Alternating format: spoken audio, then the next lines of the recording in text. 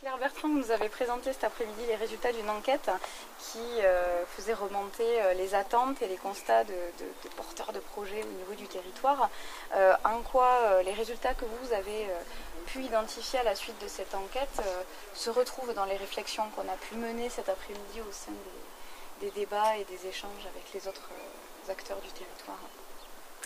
Il me semble que les acteurs présents partageaient les préoccupations qui ont été identifiées dans l'enquête, c'est-à-dire le manque de professionnalisation des acteurs, le besoin de structurer une offre, le besoin de se retrouver dans une image pyrénéenne, la difficulté des différentes stratégies qui se superposent et donc des choix à faire, les difficultés de maillage territorial, à savoir à quelle pertinence il faut travailler au niveau d'un territoire, à quelle échelle de territoire il faut travailler.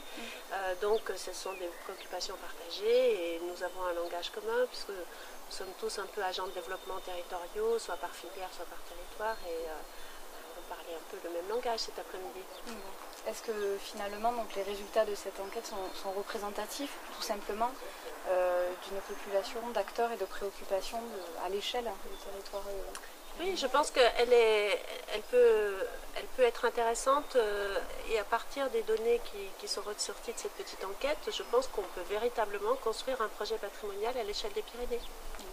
Vous allez vers la dernière question justement, pour valoriser ces résultats et donc mettre en avant des constats communs pour construire peut-être une politique plus globale. Comment pouvez-vous mettre en avant ces éléments, ou en tout cas des pistes pour valoriser tous les éléments que vous avez pu récupérer à l'issue de cette enquête?